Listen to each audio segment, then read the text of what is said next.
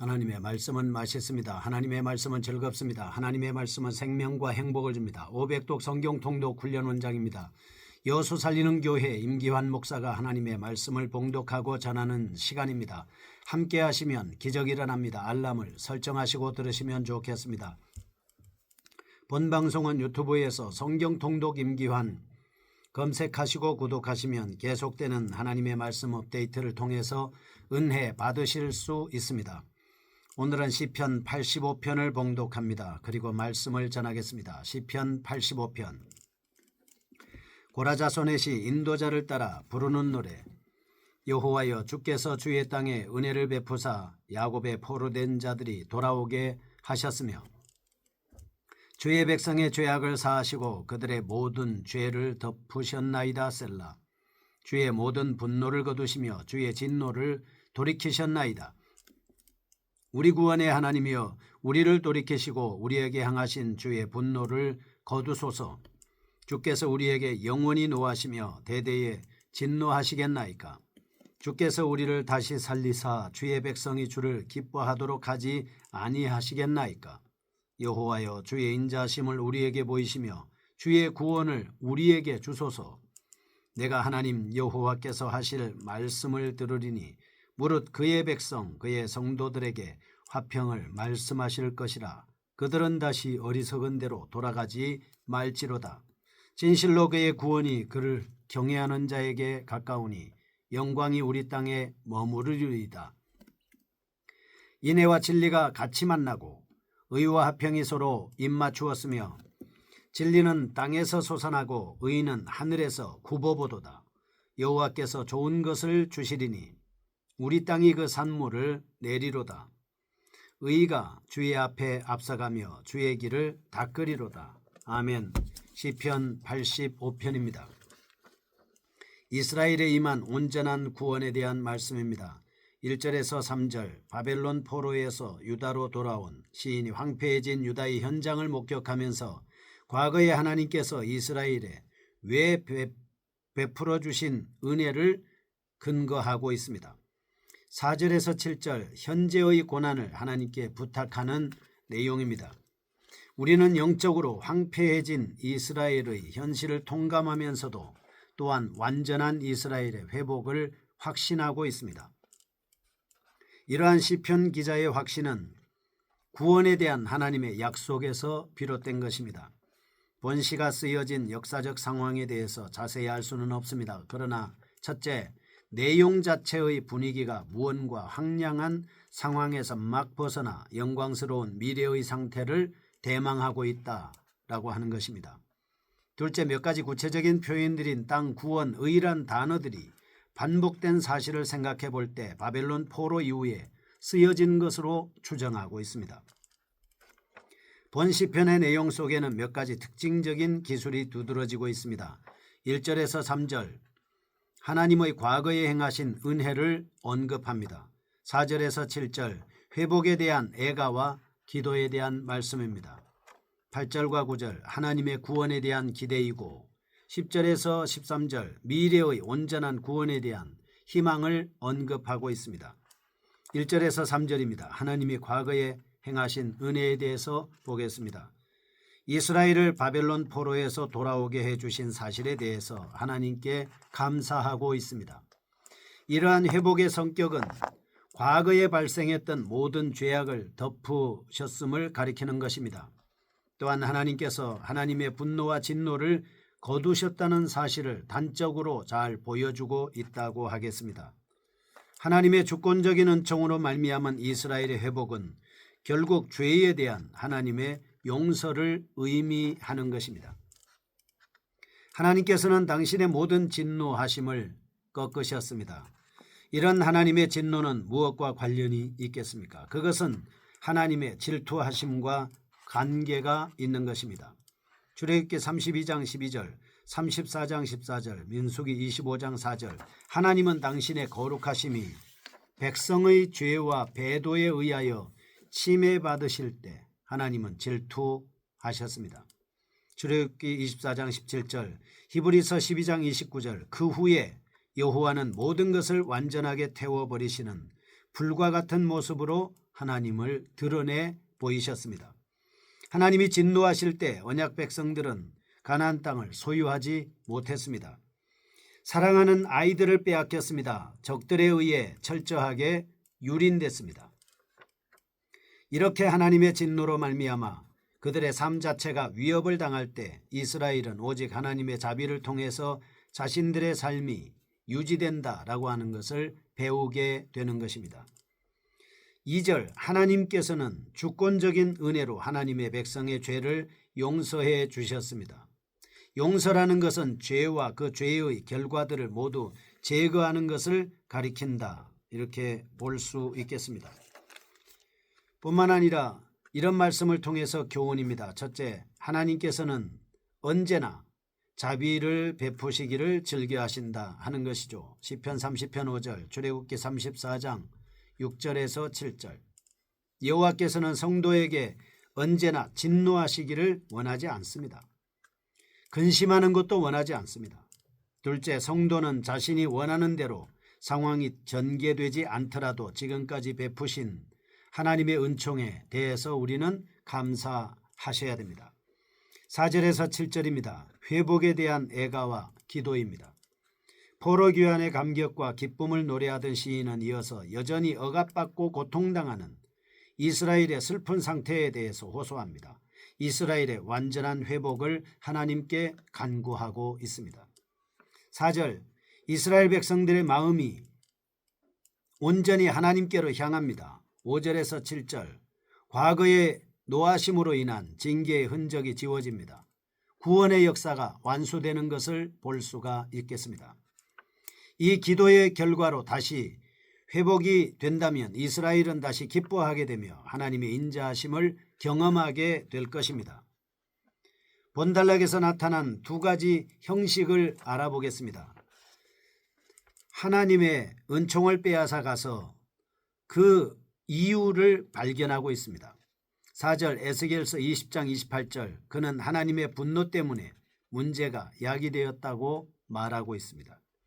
그러나 본달락에 나타난 시인의 심정을 좀 더 자세히 살펴보면 현재의 고통스러운 상황을 하나님의 진노라는 측면 속에서 이해하기보다는 하나님의 시험이라는 관점에서 바라보고 있음을 알 수 있습니다. 또한 4절입니다. 현재의 상황을 고통스러워하는 이스라엘 백성들은 자신도 일에 대한 하나님의 사랑에 의지하여 구원의 회복을 기다리고 있습니다. 7절, 하나님의 확고한 사랑과 인자하심을 근거로 호소하고 있습니다. 여기서 인자하심이란 구원과 같은 차원의 언어입니다. 왜냐하면 두 단어는 모두 하나님께서 언약 백성들에게 내려주시는 일종의 혜택을 가리키기 때문입니다. 하나님만이 언약 백성의 구원을 이루어 주시는 분이시다라고 하는 것이고, 그래서 4절에 나타난 우리 구원이라는 표현을 7절에 이르러서는 주의 구원이라는 표현으로 확대시키고 있습니다. 4절과 7절 이처럼 여호와의 인자하심을 근거로 구원을 부르짖은 시인은 두 번의 기도 사이에 새로운 문제를 제기함으로써 현재 이스라엘의 모습에 대한 슬픔을 표현하고 있습니다. 즉 시인은 5절 하나님의 진노하심에 대해서 반문합니다. 6절 하나님께서 은총을 내려주시지 않는다는 사실에 대해 의문을 제기합니다. 7절 어려운 상황 속에서도 하나님의 사랑의 실현을 기다리고 있습니다. 교훈입니다. 첫째, 우리가 하나님을 믿고 의지하는 태도를 보일 수 있는 것은 자신의 노력으로 이루어지지 않고 오직 하나님의 은혜로 말미암아 가능합니다. 둘째, 우리는 어떠한 상황 속에서도 하나님의 인자하심이 결코 중단되지 않는다는 자신감을 가져야 합니다. 세 번째입니다. 8절과 9절입니다. 하나님의 구원에 대한 기대에 대한 말씀을 보겠습니다. 시인은 하나님께서 백성에게 화평을 주실 것으로 확신하고 있습니다. 이사야 60장 1절과 2절, 스가랴서 2장 5절, 그 화평을 통해서 이 땅 위에 하나님의 영광이 나타날 것을 기대하고 있습니다. 사실 이스라엘을 향한 하나님의 이러한 계시는 마침내 예수 그리스도를 통해서 실현됩니다. 아마도 사도 요한은 본달락을 통해서 그리스도의 영광을 토한 구원과 평강을 바라보았을 것입니다. 이스라엘 백성들은 하나님께 순복함으로써 하나님의 응답을 기다립니다. 8절 내가 라는 표현은 시인 자신의 말일 수도 있고 하나님의 응답을 기다리는 한 선지자의 말일 수도 있습니다. 그는 하나님께서 화평을 말씀하신다는 사실을 확신했습니다. 그래서 근심 속에서 평안을 얻게 된 것입니다. 이와 같이 이스라엘은 하나님의 백성이므로 절망적인 상황 속에서도 궁극적으로 세상의 조롱거리가 될 수 없는 것입니다.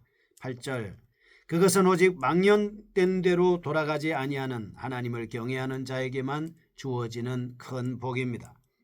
하나님을 경배하는 자들은 새로운 회복의 상속자로서 새로운 영을 소유하게 될 것입니다.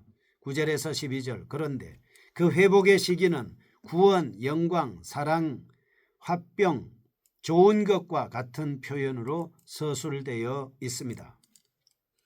이와 같은 내용을 볼 때 우리는 하나님의 모든 소유물이 언약 백성들에게 나누어진다는 사실을 알 수 있는 것이죠.